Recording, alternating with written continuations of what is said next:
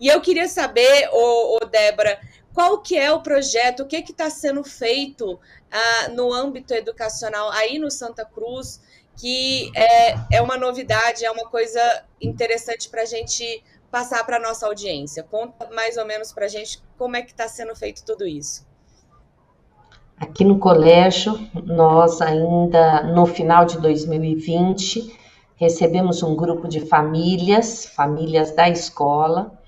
Simultaneamente, um grupo de professores começou a se organizar também para estudar e pensar como o colégio poderia enfrentar dois campos que se complementam, mas que são distintos, que é a ampliação da diversidade racial no Colégio Santa Cruz, uma escola tradicional de São Paulo, fundada há mais de 70 anos por padres canadenses, uma escola católica, pluralista, mas como representando bem o seu lugar de escola privada, no nosso país, uma escola com a população absoluta, quase que majoritária, absoluta branca. Então, essas famílias se reuniram conosco de forma bastante cuidadosa e firme, pedindo que a escola começasse a pensar e organizar um programa que atendesse tanto a ampliação da diversidade, como também olhando para o seu currículo e estabelecendo ações claras para um currículo antirracista. Hoje a gente já vem discutindo se essa é a melhor terminologia ou se a gente também está olhando para a questão dos conteúdos afrocentrados, mas a escola vem, desde então, desenvolvendo um programa que é conhecido como Programa Santa Plural, que é uma entrada de até 22 crianças na educação infantil, com bolsas integrais parciais e também um programa para a entrada de crianças negras e indígenas cotistas, que são de famílias que, como Santa Cruz tem uma demanda maior do que a oferta, estas famílias conseguiriam entrar com um sistema de cotas, enfim. E também temos feito uma revisão grande das nossas práticas, que essa eu considero um campo muito importante, porque é aquele que diz respeito a todos e todas que aqui estudam, como é que a gente vai reparar, cuidar do nosso currículo e dos nossos programas para formar uma geração que possa enfrentar isso de forma mais crítica, profunda, consistente, a partir daquilo que a gente chama o fazer escolar. Então, acho que são esses os pontos principais. Débora, esse que está aqui com a gente é o Ricardo Tassilo, ele está nos atendendo nas férias dele, porque é realmente uma pauta essencial, né, Ricardo? E aí eu queria saber, Ricardo, dentro da sua vivência, da experiência que você tem, dos seus estudos, o que você considera uma coisa essencial para dar início a essa questão de um projeto antirracista nas escolas, né? Como é que você acredita que isso pode começar a mudar, né? Além da conversa com os pais e, enfim, a interação da escola com tudo e as cotas, eu queria saber um pouco mais sobre o que a gente que não está nesse lugar de fala não vê, né? O que é invisível para a gente. Então, assim, eu queria realmente saber de você. Primeiro, é um prazer estar aqui. Eu costumo dizer que sou amigo do My News e um chamado do My News eu atendo rapidinho mesmo nas férias. Primeiro, também louvar a atitude da educadora e da gestora do colégio. Eu costumo dizer que a gente tem muita dificuldade aqui no Brasil, vamos falar, né, de forma olhar para dentro, né, de entender qual é a parte que nos cabe nesse latifúndio, né? Porque eu costumo dizer que a educação antirracista, né, o letramento racial, né, esse esforço que eu empreendo através dos meus estudos, também sou professor, e os cursos que eu dou, a palestra que eu dou, eu sempre costumo dizer que é uma educação decolonial. Então a gente precisa decoloniar, a gente precisa descolonizar, né, o que nos fora impregnado, o que nos fora imputado. Também costumo dizer que seria muito interessante que esses cursos que o movimento negro empreende, que que o letramento racial se esforça a empreender, deveria ser único e exclusivamente direcionado a pessoas brancas, né? Deveria ter um interesse maior por pessoas brancas. Na falta desse interesse, a gente também se esforça em letrar a nossa própria gente, a nossa própria comunidade, que fora negligenciada, né, de uma forma sistemática e muito bem engendrada, a tarefa à luz da educação. A gente tem aqui no Brasil, desde 2003, a Lei 10.639, que é uma lei federal, né, que imputa, entre aspas, porque ela praticamente é uma lei convite, né, é muito esquisito falar que existem leis que não são mandatórias no país, né, mas que convida as administrações locais, prefeituras, governo do estado, a implementar nos seus currículos a educação afro-brasileira, né, letramento racial, educação antirracista. Essa iniciativa da educadora com a sua escola, a partir da demanda dos pais, é algo muito louvável, mas é preciso que se diga que é algo muito inédito, né? E obviamente, se também não tiver por trás, né, pessoas com pretas e com a expertise do letramento racial, a longo prazo talvez não funcione, mas é uma atitude louvável, mas infelizmente muito inédita. Por quê? Porque, a exemplo desse vídeo que nós vimos agora, com a Mara Luqueiro, lá no Chile, né, a exemplo desse país, que muito bem, como disse Augusto, né, que presidentes de direita, de esquerda, de vários espectros políticos, assinaram um forte compromisso para que o que ocorreu não ocorra mais, para que seja falado, para que seja lembrado. Nós, no Brasil, temos uma dificuldade muito grande de fazer revisionismo crítico, de fazer revisionismo histórico. Nós temos uma dificuldade muito grande, obviamente a dificuldade tem nome, é falta de interesse, né, da gente rever a nossa própria história, aplacar as nossas mazelas, corrigir os nossos erros e projetar para o futuro, né, um projeto de nação mais inclusivo e mais honesto, né? Quer ver, a gente hoje em dia fala mais de Holocausto armênio, depois que a Kim Kardashian, uma celebridade hollywoodiana, que tem origem armênia, foi para a Armênia e resolveu noticiar que a Armênia empreende esses esforços até hoje para fazer revisionismo crítico, revisionismo histórico da sua história, e o genocídio armênio proporcionalmente, o Holocausto armênio proporcionalmente foi maior do que o Holocausto judeu, por exemplo, né? Só não ganha, nenhum Holocausto não ganha nunca para o sequestro e para o genocídio que aconteceu com os povos africanos. Então, a gente, de forma muito preguiçosa e conveniente, a gente não se educa e as forças, né, as pessoas que têm poder de mando no nosso país, muitas vezes acaba que propicia essa oclusão para que a sociedade não se instrua. Só a título de curiosidade, eu sou do Rio de Janeiro, e um estado essencialmente preto, né? Obviamente que o Rio de Janeiro tem aquele recorte muito claro, né? Pessoas mais brancas ocupam áreas mais privilegiadas, pessoas mais pretas ocupam áreas periféricas, mas o estado do Rio de Janeiro é um estado essencialmente preto, né? Porta de sequestro escravocrata, enfim. E a gente aqui no nosso estado, nós só temos um município que aplica no seu currículo público educacional, a Lei 10.639, foi o município de Nilópolis, município que eu nasci, que eu tenho muito orgulho, porque nós temos lá uma escola de samba, que eu também costumo dizer que no Brasil a escola de samba é a escola de vida, que ela sempre conta a história que a história não conta, né? Ela sempre conta a história pelo prisma do oprimido e não não de quem tá, não do opressor. Então, é o único município no Rio de Janeiro, um estado enorme, que aplica no seu currículo público a Lei 10.639. Eu não saberia dizer, por exemplo, quais escolas particulares aplicam nos seus currículos a Lei 10.639, porque como não é algo mandatório, é algo praticamente convidativo, fica a cargo do educador. Por isso que essas atitudes como a da educadora que falou antes de mim e da sua escola, é louvável, porque como não é mandatório, como não é obrigatório, parte de um convite, parte de uma reflexão, parte de pais conscientes, né, que tentam, junto com a comunidade escolar, travar ali essa equação, é louvável. Eu costumo dizer que qualquer mudança, ainda que tardia, ainda que embrionária, é muito louvável.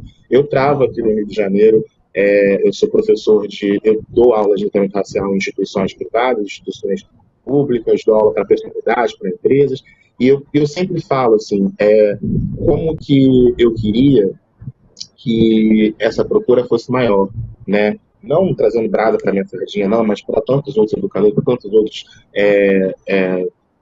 literários que falam sobre o tema. Como que a gente gostaria que essa procura fosse maior? Mas como que a gente vai ter uma procura maior sobre um tema tão necessário se as grandes esferas de poder, né, se as grandes estruturas não tratam isso a termo? E aqui eu não estou falando de política partidária, de esquerda, de direita, estou falando de política de construção de país. Estou falando uma política de que entenda que a preservação dos seus povos originários, não só os povos indígenas, mas os povos sequestrados que também deram origem a esse país, precisa ser preservada, precisa ser difundida, precisa ser protegida de forma a termo, porque está na Constituição Federal. Nada do que a gente fala, né, sobre educação antirracista, sobre diversidade, é a favor, não é um grito, sabe, de petição de favor. É para preservar o que está escrito, né? Para salvaguardar direitos, né? Enquanto a gente fala, né, aqui sobre educação antirracista, sobre essa importância desde a primeira infância, né, os psicólogos, os psicopedagogas, eles são tão enfáticos, é praticamente uníssono, né, um coro uníssono, dizendo que é na primeira infância, é de menino que se torce pepino, né, aquela frase até um pouco batida, mas é na primeira infância que a gente tem, né, uma possibilidade de introjetar valores tão importantes e que aquela criança vai levar para a vida adulta para sempre.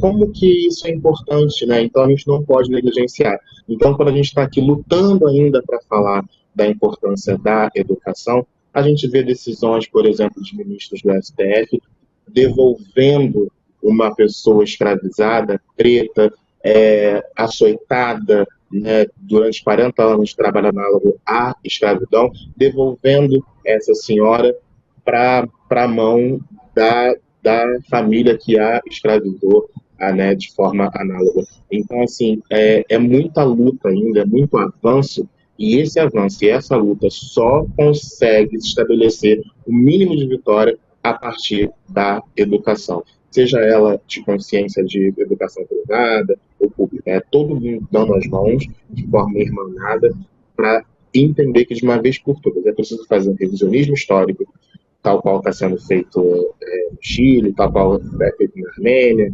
É preciso ser feito um revisionismo histórico, é preciso sim ter pretos e pretas em espaços de poder e de decisão, é preciso sim que a população branca entenda qual é a parte que cabe no seu latifúndio, como esta educadora e a escola dela está fazendo, porque não adianta a gente ficar aqui gritando como João Batista no deserto, se os aliados também não chegam junto, porque a minha fala talvez não chegue aonde a fala desta educadora que me precedeu chegue. Então é importante que ela se alie à minha fala, que ela se alie ao meu entendimento de países de verdade horizontal, para que ela consiga também, de forma aliada aos valores que são tão prementes na nossa Constituição Federal, ecoar, expandir a minha voz, expandir o que a gente precisa, expandir a nossa demanda, né, por direitos e pró-diversidade. Né? Ricardo, é muito importante toda essa sua fala, e acho que se resume também, né, de que o Estado e quem precisa efetivar essas medidas não está fazendo nenhum favor, né, está fazendo mais do que o que já passou do tempo de ser feito. E por exemplo, você fazia referência à Lei 10.639, Débora, também te trazer para essa conversa, que é a lei que inclui a história e cultura afro-brasileira na educação básica. E que privilégio ter acesso à cultura afro-brasileira. Não é para ser uma coisa pesada, é mais um currículo que tem que ser dado. Não. É um privilégio tão grande, é um acesso a uma cultura assim tão rica, que é basilar nossa. Aí você falava do carnaval, por exemplo. O carnaval faz esse papel de mostrar como é importante a cultura africana. E que bom que seria se os ambientes escolares fizessem isso com a grandiosidade que tem esses temas, sem ser só mais um assunto do currículo, não é? Então eu queria perguntar para a professora, educadora Débora, como é que a senhora vê essa questão da lei, da efetivação desta lei, e esses projetos que o Santa Cruz vem implementando, como é que tem sido a recepção dos alunos? Eu imagino que os alunos têm uma plasticidade muito grande em absorver isso, se interessam. Queria que a senhora trouxesse para a gente um pouco do relato em relação a isso. Bom, eu acho que é essa parte justamente do trabalho cotidiano e da rotina da escola. Acho importante dizer que um dos principais trabalhos e áreas de atuação da escola é exatamente onde o Ricardo nos convida a pensar, que é quem nos acompanha numa construção de um processo mesmo de formação e de letramento racial para toda a comunidade. Então, desde o início, a gente teve a presença da pedagoga especialista nesse campo, Clélia Rosa, que está aqui com a gente o tempo todo, nas situações de formação, nas escolhas curriculares, no programa, nos momentos que a gente precisa parar para pensar nos efeitos dessa decisão, dessa tomada de decisão, que é uma tomada de decisão política da escola. Junto com a Clélia, a gente foi criando um grupo de educadores especialistas, como a Inaê Lopes, a Rosane Borges, o professor Kabenguele Munanga, a professora Nilma, Denise Carreira e Edneia, da Ação Educativa, nos ajudando agora a implementar um diagnóstico das relações raciais aqui no colégio, para a gente poder saber quais são os aspectos que a gente vai precisar enfrentar ainda mais como instituição. A Sueli Carneiro, a Lília Schwartz, tantas e tantas pessoas que têm nos acompanhado como professores, porque nós somos uma escola, e uma escola, como o Ricardo disse, tem que saber sobre os seus saberes, aquilo que ela sabe, e aquilo que ela não sabe, e precisa de gente que estuda, pesquisa e tem autoridade nesse campo. Um outro aspecto importante, a partir da sua pergunta, é a gente pensar que há campos que parecem mais óbvios em relação à lei, como o campo da cultura, da arte, da música, mas a gente precisa ir além disso e entender que no campo das ciências, da tecnologia, a representatividade negra e indígena precisa estar mais presente nos nossos currículos, dos pesquisadores, das vozes que a gente tem que ouvir em relação a fenômenos, por exemplo, da biologia, buscar uma representatividade maior dos pesquisadores negros e negras e também indígenas. Esse tem sido um campo que a gente tem estudado. Também tem sido árdua a reflexão e a intervenção nos nossos acervos, tanto os nossos acervos literários e não literários, para perceber ali a presença e a importância da produção do povo negro e também indígena, como também dos nossos brinquedos e das nossas referências que, durante muitos e muitos anos, décadas, séculos, não atuaram de forma intencional para poder planejar essa presença, para que as crianças aqui nessa escola, de maioria branca, possam, tanto do ponto de vista das brincadeiras, aprenderem a brincar e cuidar dos corpos negros, brincar na diversidade, como também das nossas fontes de leitura e de estudo, uma presença ali marcada da importância e da produção vasta, muitas vezes silenciada, dos pesquisadores e estudiosos negros e indígenas. Uma outra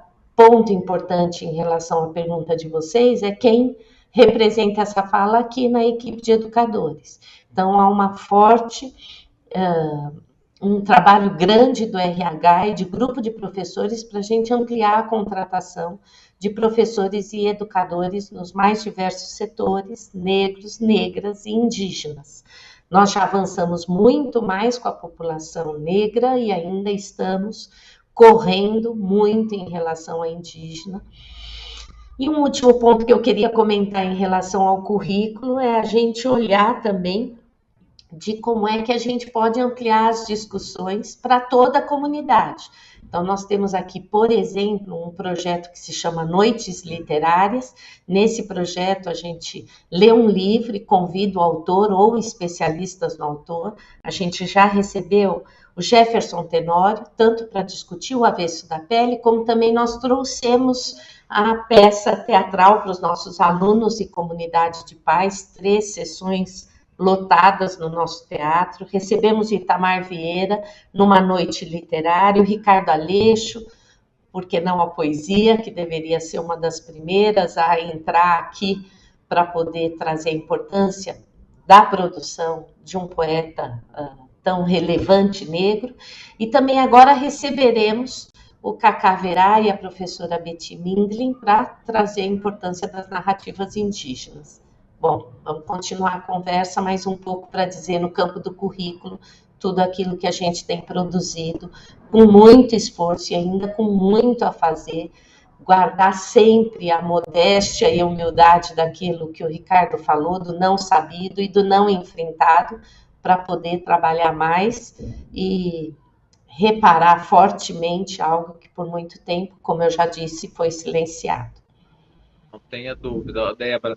Ricardo, a Débora trouxe um assunto tão importante, porque sem prejuízo da questão dessa ressignificação histórica, né, de trazer a luta negra na história do Brasil e do mundo, as questões em relação à África, ao povo negro, da África tecnológica, pulsante, de tanta coisa que está sendo descoberta agora, da inserção de todos na ciência, nos desafios que virão. Isso é muito importante, a contribuição, como foi na nossa história, hoje também é uma contribuição muito essencial. Queria que você falasse um pouquinho disso, de perspectivas para o futuro. Você sabe que eu estava falando isso ontem com um amigo meu. Eu tenho um amigo que ele é ator, e ele junto com, o nome dele é Rafael Zulu, e ele junto com o cantor Tiaguinho promove um show chamado Tardezinha. E aí a gente estava fazendo uma análise de como que a imprensa, de modo geral, não difunde a potência desse show, né? Eles lotam estádios no Brasil todo, Maracanã, Allianz Parque, enfim. E aí a gente estava comentando que é uma festa produzida por 2 artistas e 2 empresários negros e que não tem, por parte da imprensa formal, uma luz sobre aquilo. E daí eu estava mencionando que é uma estratégia mesmo, né? Essa história é uma estratégia muito bem engendrada, né? Não dar visibilidade à potência preta, seja de qualquer aspecto, cultural, artístico, intelectual, político. A gente comumente ignora o fato de que o Rio de Janeiro, por exemplo, já teve uma governadora preta. A gente comumente ignora o fato de que a África egípcia foi a precursora da agricultura, foi a precursora da medicina, foi a precursora da engenharia. A gente ignora o fato de que as pirâmides do Egito foram construídas por pessoas pretas, e é um case de sucesso de engenharia até hoje, que pessoas estudam cálculo 3, 4, 5, 6, 7, 8, e não entendem como aquelas pessoas conseguiram construir aquilo a periscas eras. E aí, como uma forma muito bem arquitetada e cretina, perdão da expressão forte, tergiversiona, modifica, né, essa narrativa, né? Então a gente fala, eu lembro que por ocasião, eu sempre costumo fazer analogias bem assim palatáveis, porque eu acho que fica menos complexo o discurso, fica mais acessível. Há um tempo atrás, a cantora Beyoncé usou um diamante belga, que obviamente foi fruto da escravização da Bélgica para com o Congo, e aí ela, sabendo depois da origem desse diamante, prometeu nunca mais usar. De uma casa de joalheria muito famosa estrangeira. E aí, por essa ocasião, falavam, nossa, mas durante muito tempo, por exemplo, achavam-se, né, que os belgas eram os papas do extrativismo mineral. Mas não, o Congo belga, os negros congoleses, eles já faziam práticas muito bem arquitetadas, muito bem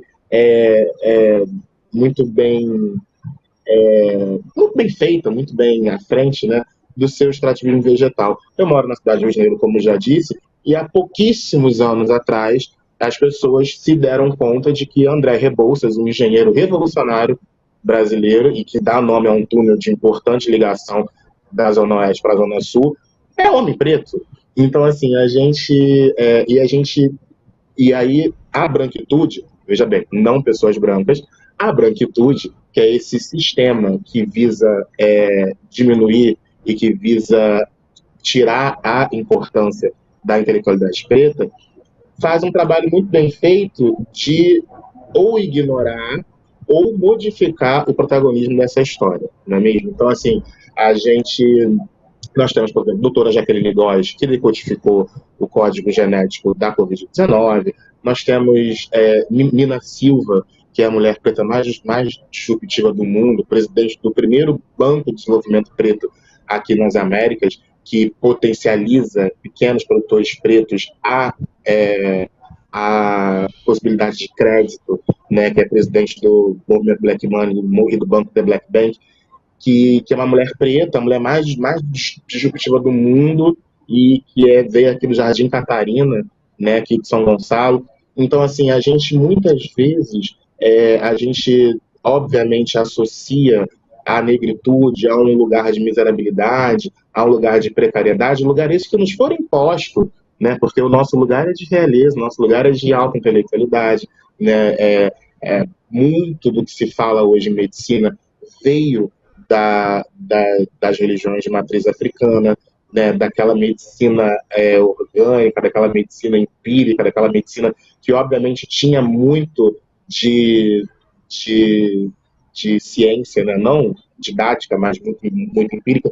Então a gente hoje em dia também tem um trabalho muito forte em recontar essa história, contar a história que a Sherman conta, e de lembrar que Cleópatra era preta, não era Elizabeth Taylor, de lembrar que o Egito é um Egito preto, o Egito fica na África, tem gente até hoje que não sabe que o Egito fica na África, né, de dizer que medicina, agronomia, engenharia, né, são ciências que foram originariamente e foram condensadas, foram lapidadas pelo povo preto, né? Hoje em dia a gente tem que desmistificar. Eu moro numa cidade que durante os últimos 4 anos foi tomada por uma onda política conservadora, patriarcal e um tanto quanto, eu não digo nem cristã, porque eu tenho muita preocupação de dizer que alguma parte beligerante da política e um pouco conservadora chama-se cristã, porque eu acho que Cristo ele era tudo menos uma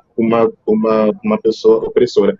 Então, mas o Rio de Janeiro foi tomado por uma onda conservadora. Então a gente, por exemplo, quando eu falo das escolas de samba, que são lugares, né, quilombos de produção de saber intelectual e de recontar essa história, há 2 anos atrás nós tivemos um desfile que desmistificou, que disse que Exu não era diabo. Então, assim, hoje em dia a gente tem no senso comum da sociedade carioca um entendimento muito claro, porque a escola de samba, na minha opinião, aliás, para além de ser uma narrativa muito própria preta, ali é um doutorado, é uma tese que vai passando na sua frente, né? Então tem gente que fala, nossa, agora eu sei que Exu não é diabo. Por quê? Porque teve um desfile de escola de samba, né? Então, assim, então a gente tem esse trabalho de contar a história que a Sherman conta, de decolonizar as estruturas, de reeducar esse Brasilzão. É um trabalho hercúleo, árduo, perene, infindável, mas a gente precisa, sim, resgatar, né, a intelectualidade preta, resgatar a propriedade intelectual de saber, né, científica, e dizer que mesmo com muita opressão, né, e com a pecha de ineficiência, a população preta é potência, porque ela é resistência.